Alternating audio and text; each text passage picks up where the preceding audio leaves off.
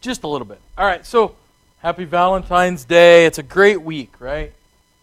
Everybody's fun. Yeah. Okay, enough about Valentine's Day. So I did give you guys one Valentine's Day present. I took out the discussion board this week, so we eliminated that. So I am looking at, and I did not get a chance to do a whole lot of going through them this weekend due to me being out of town, but I am starting to go through the assignments then in terms of the analysis of what kind of technology and information systems they have. Generically, what I'm going to say is you'll probably find the note about you need more details in your file. So some of you have done really, really well. The majority, and what I found over the years, is you don't have enough details in there. So my own little project that I want to show you, kind of something similar, reached the stage of the county looking at it and deciding if they're going to sign a contract for it with either myself or several others. So as soon as I know anything on that, I can tell you some more details, we'll let you know. So we have a transition this week, and it ties into your own project of where we went from looking at our systems to now we need to transition to designing a system or designing a solution. And so as we look at some of these activities and some of the items, it really does vary by what the project is, what the company is, what you're doing. But some of these are going to be fairly universal. So we have a lot of different models. And you thought, well, we were done, we'd get out of there. So this design phase is really where that systems analyst role a lot of times fits. They are the in-between. So you analyze what's needed, so you're in between the business requirements, and you don't necessarily do all the implementation of the project, but you design the requirements for the project. And maybe that project gets shipped overseas. Maybe you end up buying off-the-shelf software and you're modifying it. Whatever that end goal is, and you're kind of in between. You're now that bridge in between those two worlds. So what we're trying to do is build this system. So we want to get all the way down here where we have a new system or a new process that all those end users and individual stakeholders get what they want out of the system. So if we work our way through here, we've looked at the business requirements. We've looked at what needs to be done. We've looked at what we need to do, and then we've designed models, and finally we've implemented it. So this is kind of a great model to see where we're at. We're kind of in that tipping point there in the middle. So oftentimes we use models in this steps. So we want to create models. People respond to models.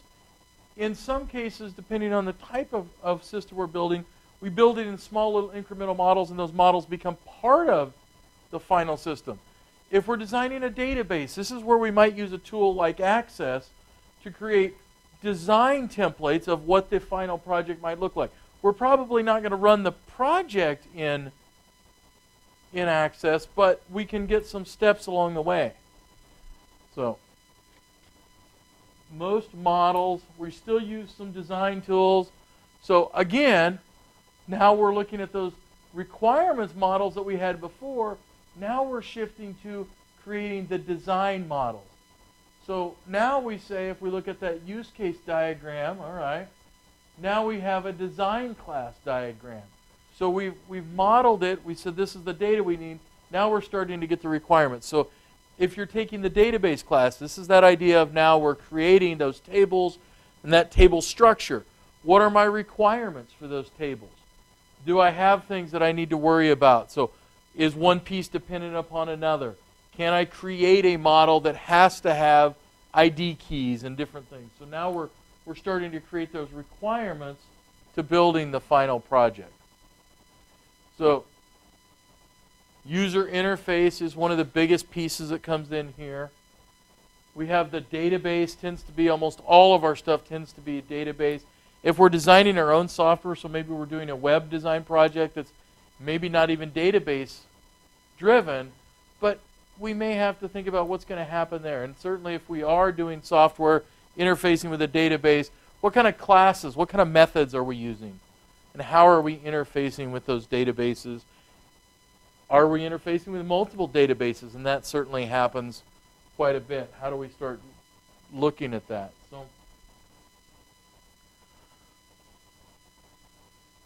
So if I look at some of this, so we now are starting to think, all right, we have our system. How is it going to interact with existing other systems?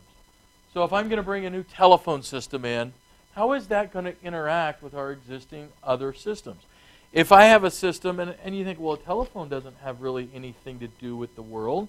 It's just a telephone. Well, the newer systems are much more powerful. So even the extent of voicemail.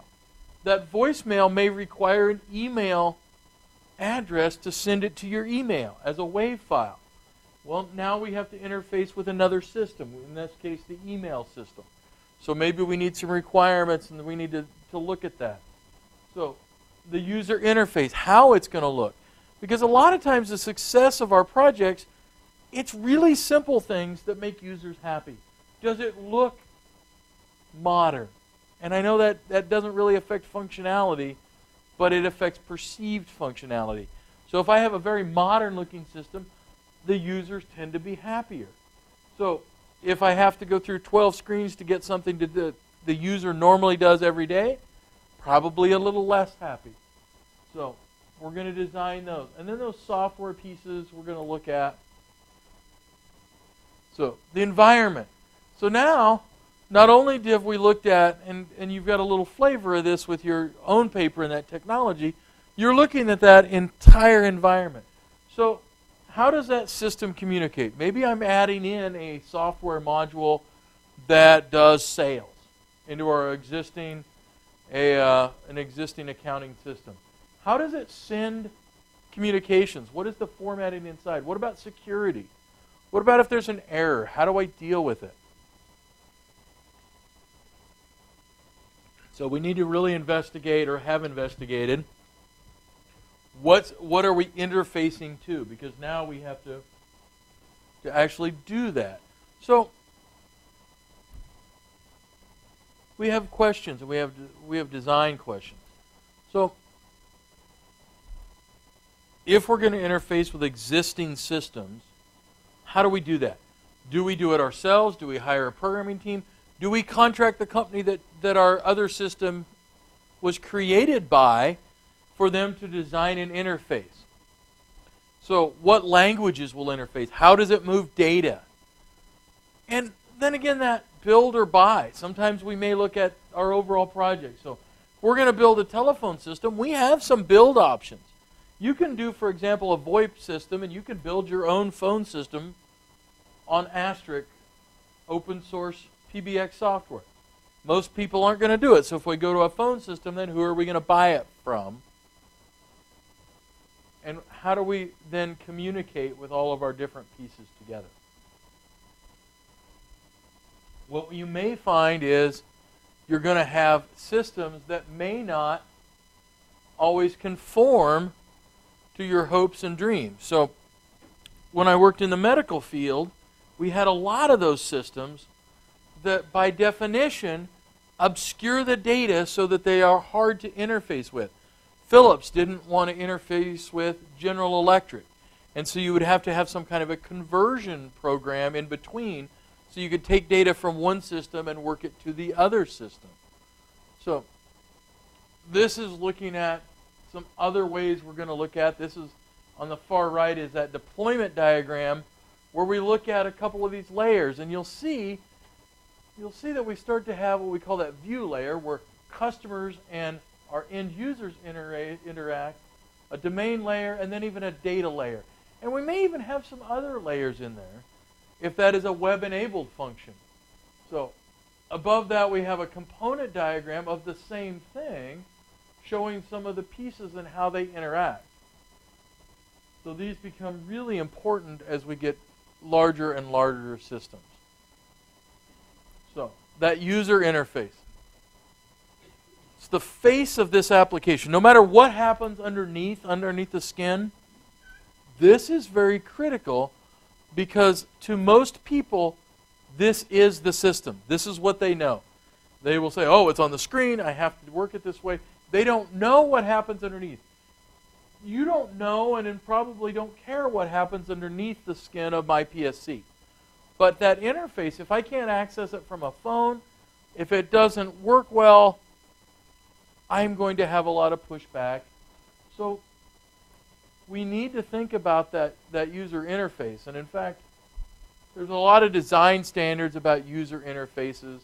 But one of the ways we do it is things like the storyboards. Just like we did in web design, you can do storyboards so you can decide what a screen is going to look like, so we can actually run it by users. And you can do system sequences so you know where things are going to happen.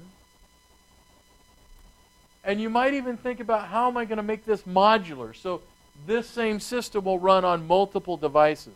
The trend with most systems now is to make them really a web-based system. Even if they're completely internal, they run essentially on a web browser. And so how do I do that and make it where the CEO can look on his iPad because he just bought one, and the finance director can get on his laptop? All of those functions we need to think about. So things like consistency.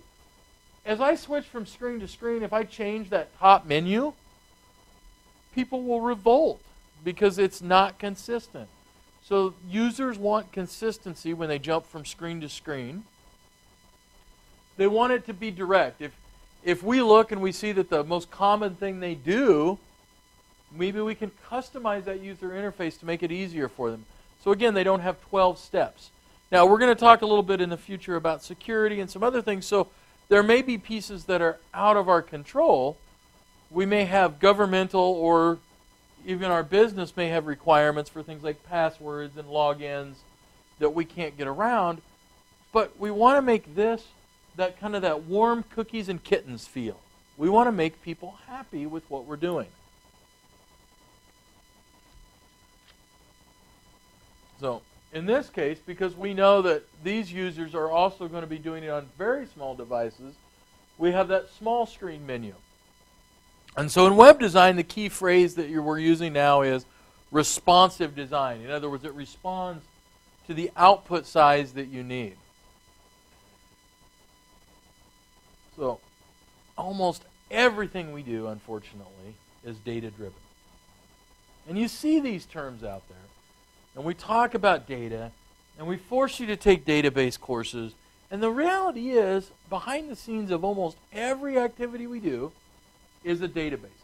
The most common one is that relational database. We have some others that are gaining some traction, but a lot of the models we work for relational database are also going to work for some of the other models that we're going to look at. So we have to have our data in a relational database.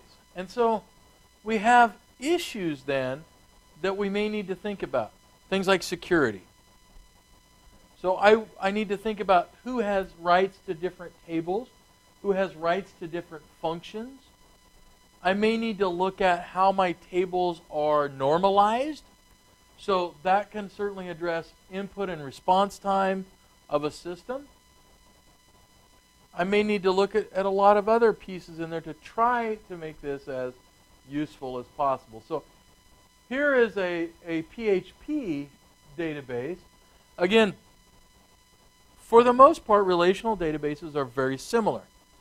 They have small little quirks from one database to another. So depending on what our end result is, we may have to change things a little bit. But this particular one gives us a type. So in this particular case, we're looking at the structure. So product item is of a character string of 15. So we know that it doesn't have any special attributes, that nulls are allowed, apparently, according to this. So we can actually start thinking about then how we start designing these different pieces. So we might look at inventory item. That inventory item number, if we're using a 9-digit number like it appears we are in here, but I don't specify it, most languages default to a 255 character space. Well, that's not great for resource management, because even though we're not using them, it's going to take up that much room. So this is where we start designing our database tables, and all those fun rules that we've worked with before are going to come back in. So database skills are very much important when we're doing this. Now, the actual fine-tuning and tweaking will probably be done by your SQL developer. So, and as you run a database, you can start fine-tuning it more. You can start looking at how I can make it more efficient. But if we start out badly, it takes a lot of effort to get that back to somewhat of a workable system. So, one of the ways we also work with now is we're programming and we talk about classes. And so classes are those attribute groups. So it's a group of all these pieces. And these can help us when we start looking at our tables. So here we have customer, we have sale. And so you can start to see we've already identified key fields, what items in there. But more importantly, what the difference here is, at the bottom of this, it also has methods. And those methods are how we produce data, modify data, update data, or delete data. And so you'll notice the customer has a couple of methods, and we can tell it's a method because it's got the open-close parenthesis, or a function you might want to call it. So update name, update history, request history. So we start to think about what methods are tied to specific classes. And so this can also contribute to that idea of a security matrix when we start looking at what items go here. So when I start thinking about security, and I start thinking about integrity, integrity, in other words, is we want the outputs and the inputs maintained. So in database, we look at a transaction has to be completed. So if a transaction is not completed, the entire transaction is rolled back. We don't have a partial transaction. So similar to in here, we're looking at how do I make sure my data is protected. And so all these other classes and pieces you've learned are coming in. So we know we need things like a firewall if we're going to be on the internet. And probably not the $49 Best Buy firewall. We need to think about things like encryption. If we're going to send data out over the internet, how do I make sure it's encrypted? Especially if we're talking data that's got any customer data, any data that can be exploited, we need to make sure that we encrypt it. So it's encrypted from end to end. Well, we also need to think about those rules from different operating systems and different browsers, and what kind of outputs we need and are allowed. We may need to think about what operating systems. And what about on the back end? We have all this issue with how do I make sure my database is set up properly? So if you've been in the cybersecurity class, and most of you have, we look at all those exploits in things like databases using SQL injection. And so those kinds of things. We need to make sure that if we're taking input from an end user, that we make sure that we escape out anything that's not the input we want. We want to validate our inputs really well. So we want to make sure that only those things that are appropriate are taken. So in other words, we validate our data. So if you're looking for a number, I can't take the word Sam in there. Make sure that those transactions are processed all the way through. So through the database, and we get a confirmation. So we may also start thinking about in this point, great, I know that all this is processed. So in the back of your mind, you're also thinking, how do I safeguard that data and make backups and those kinds of things? How do I work with that? So things like input controls. Data validation. Make sure that your data is based on the correct relationship between fields. So we're looking at that. So we want to make sure that the data we take in is correct and it goes into our database correctly, so we have some way to parse that out when we're looking at it. We want to make sure that our output, well, how do I protect my data? One of the biggest, weirdest things people will do, it's called dumpster diving. So how do I get rid of data So things like even shredding my printouts at work. You wouldn't think people would be willing to crawl through dumpsters to get things, but quite frankly, they are. So making sure that data is attributable to where it comes from in our system. And we probably do want to limit physical access to both the data in some way, things like printers, output. So if we're testing, so a lot of times what we do when we test, we take out a lot of our safety controls so we don't have to re-log in every 2 minutes. Putting that on a public-facing kiosk where we're going to have people walking by it, not a good idea. But it's happened, and people have lost data that way. And then we need to think about the idea of what do we do with all this? How do we back up and secure all this data? And this may be one in your own systems and in your own projects you notice that they didn't have a lot of. This is where businesses fall down. We spend a lot of time developing things in the front end. We buy software, but then it comes time to back up and you go, well, I'm immortal and nothing's ever going to happen to me. That's kind of the attitude a lot of businesses have. So we need to back up things such as our database, our software. Our hardware, how do we protect it? Well, you know, we have it set in a closet with a lock that, you know, no ventilation. So in a lot of small businesses, things get just tucked into a corner. Nobody really checks to see if it's there. Nobody does any data protection. Same way with our networks. They've just kind of evolved and happened. Maybe we have a network jack hanging out outside our building that at one point served a legitimate purpose, but now anybody in the neighborhood could walk by and click in a jack. Or even worse, they can get on our Wi-Fi and they can access this network. And we really need to think about on-site and off-site backup copies. So first, it's not a backup unless we actually test it. If you test it and you can retrieve data, that's a great thing. But then where do I store that backup data? Well, I store it in the same building. I have really fast access. I can get to it. I can restore it. But what happens if we have a fire? So Lincoln Public Schools several years had a fire. How do I get that data back? So I have to work with the idea of I have to have off-site backups. Well, how do I protect those? Maybe one of the common ways is they end up at things like a bank vault. How do they get from that business to a bank vault? Are they protected in that time period? Or do we just hand them to the random person in the office and say, here's the backups, go throw them in the vault? So we need to think about through those what happens. The problem is we also now have some cloud backup, and that can be good.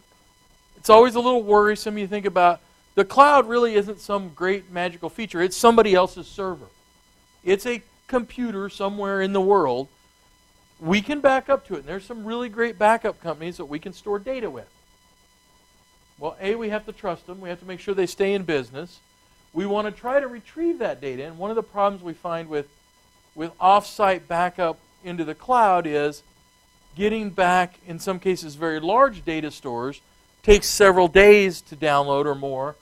So when we look at that off-site vendor, is it a vendor that will overnight a hard drive with all my data on it very quickly to me? So in some cases, and it depends on the size of the data you're looking at. If it's a small business and it's under a gig, online backup might work really, really well. We looked at, I have a client that I work with that has right now 32 terabytes of data. Online backup works really well for them. We back it up, and it literally takes every night they back up their data. But the problem is when we have to retrieve it, and we've done some test retrievals, we don't have the ability to download it. So the only way we can really get it quick enough is to actually have them FedEx overnight a copy of that drive. And they're willing to do that for a small several $1,000 charge. But I have also ran into something interesting with a company, and they hired a backup corporation. I won't name names. But this company came in and said, we're going to do your backup for you. You don't have to worry. Great, let's do that. And when I talked to them, I said, well, you know, you really need to make sure you can actually get that data back to make sure that it really is a backup. And they said, oh, okay, we'll talk to them. And I got in kind of in a three-way conference call with them. This company doesn't allow you to access your data at any time. You can request access to your data, and then they will give it to you or send the data to you. Okay. Well, as it turns out, we said, let's do a test. Oh, no, we have to charge you for that. And this was a fairly large company and had a pretty good size of data.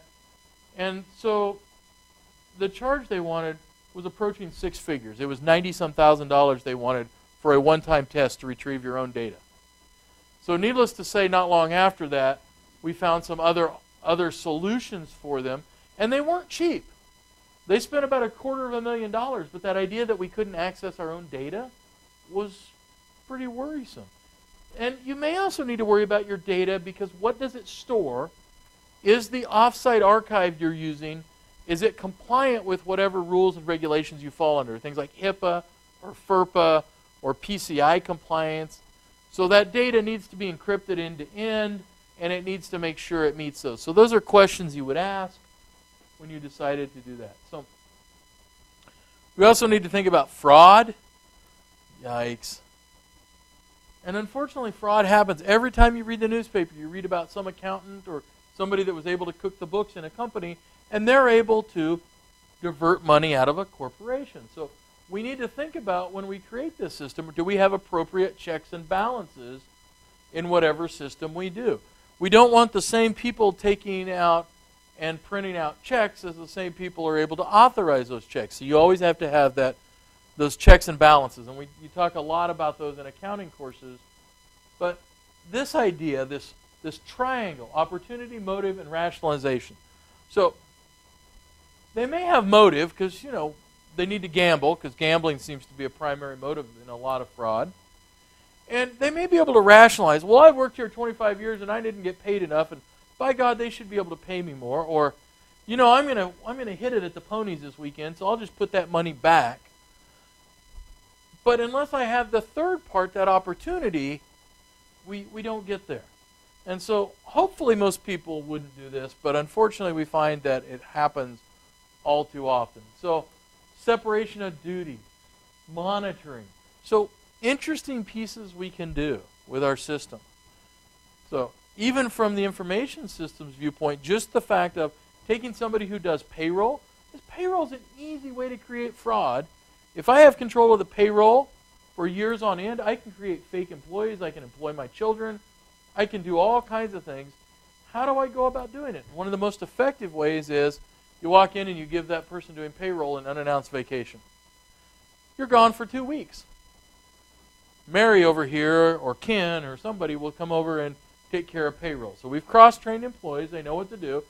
And suddenly, when they're gone for that payroll cycle, we see, oh, there's something really weird here.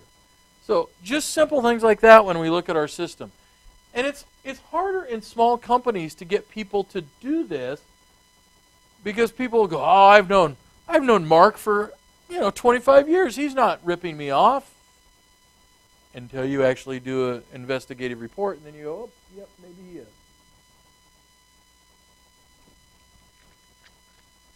So things like security.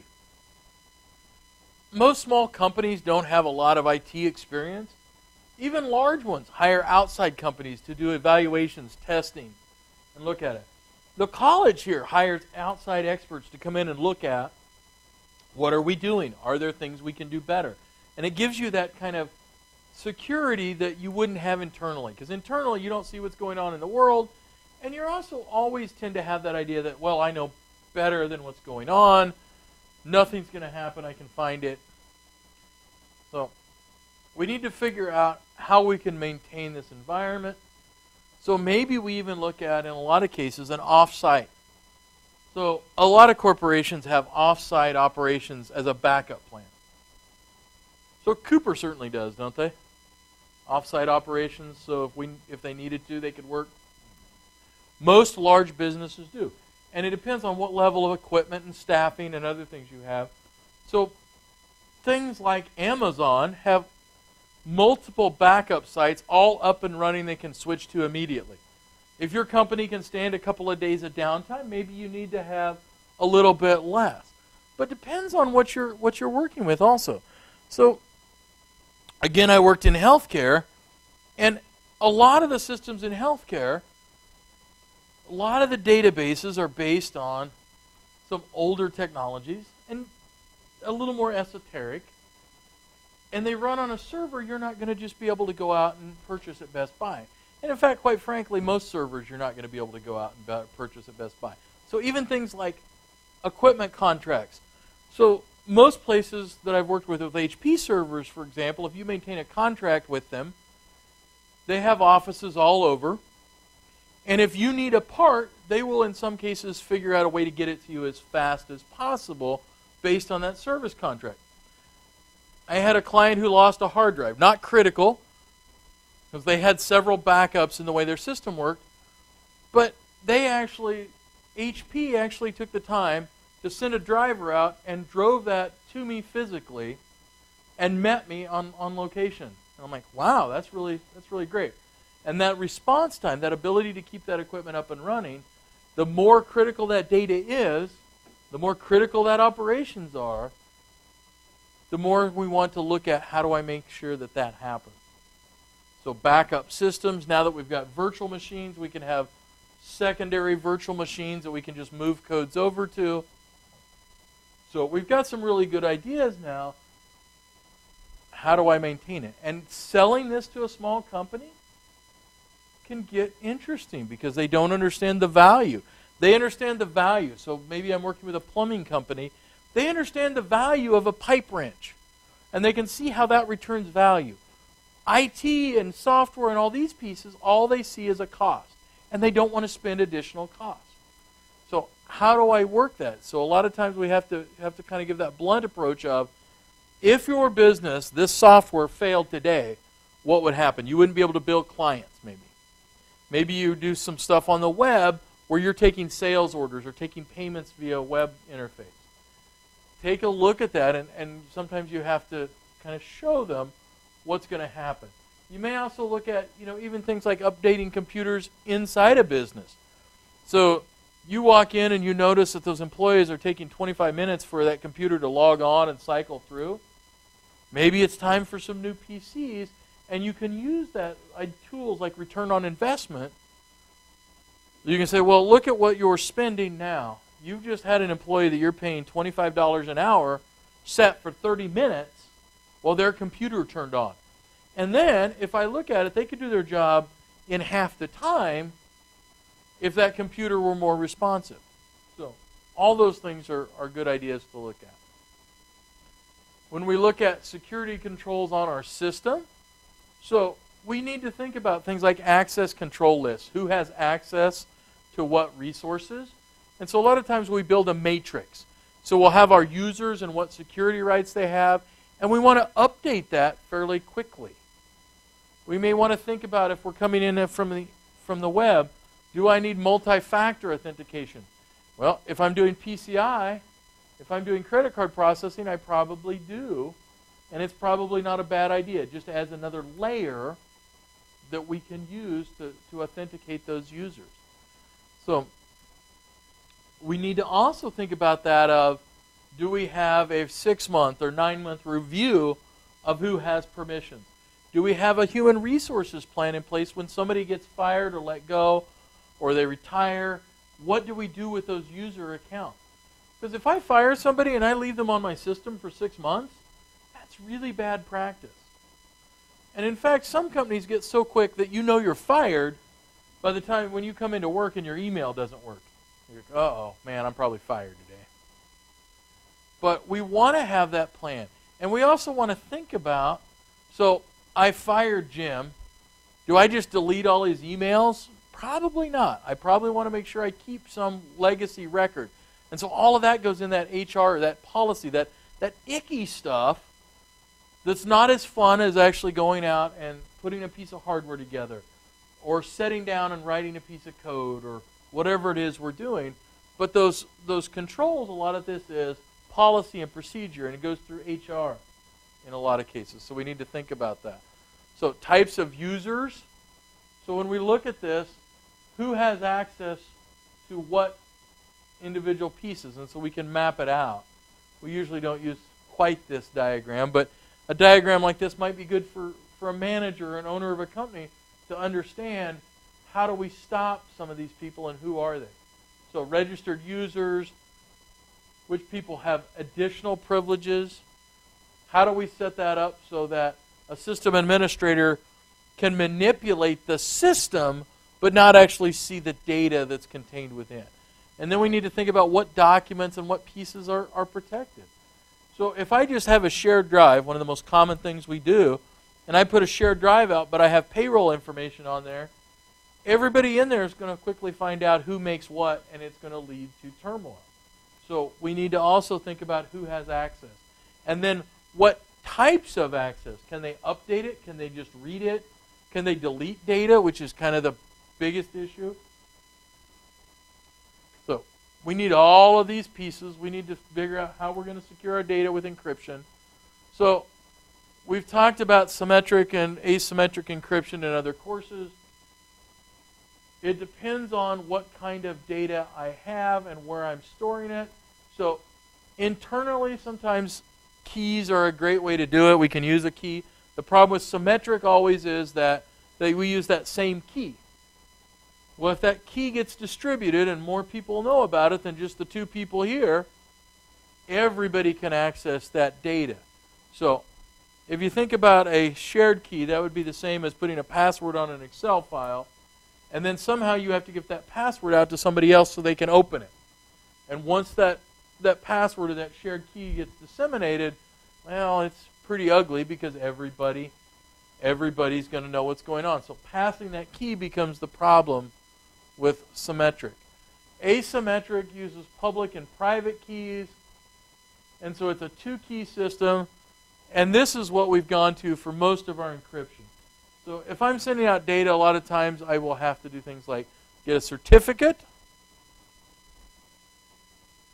So we use that two-factor, and we get a public certificate, and we get it authorized by there's only a few organizations that issue certificates. So when I go onto a browser, a web browser, and I go to a site, and it says HTTPS at the top, and it is a secure site. So in this model here, I have a client and that secure server. We use that certificate to verify not only that the communications are encrypted, but who you really are. So just like with Blackboard here, we use a certificate with Blackboard to say that, yes, it's really Peru State College that you're connecting to.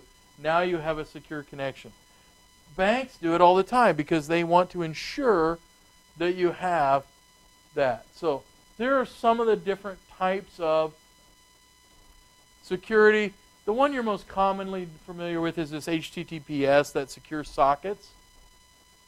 That's your page there. You'll see some other ones depending on how I'm moving data. So you might see secure sockets. You might see IPsec. So if I create a VPN, I might do it over an IPsec tunnel. So you'll see all those come about. So really, this chapter we start looking at how do I take what we have, we know what we need, we know where we're headed, how do I start to design it and implement that? And so the most common step in there is that idea of databases. Almost every system revolves around that idea of a database. So if I'm going to design a new system that's going to record people who speed past a camera on the internet, or out on a highway, I'm going to base that around a database. And I'm going to model that around that idea of a database. Internet speeding is probably not going to happen that often. So this week,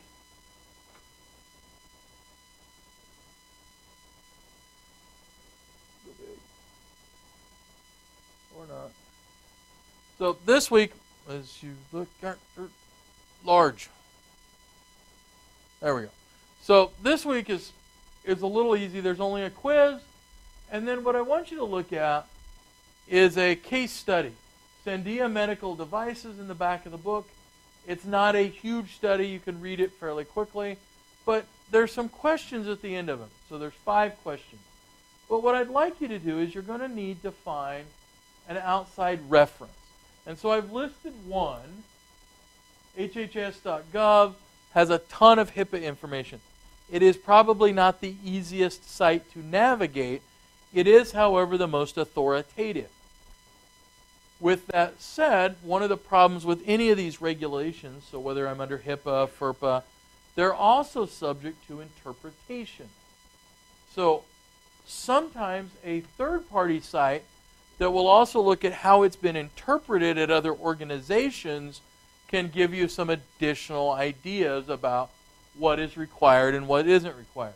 So hopefully that will be an eye-opening assignment and give you some additional insight into where we're headed.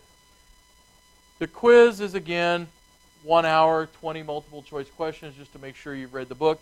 And there is no discussion board because I know everybody hates them, so I just took them out for this week. All right, any questions?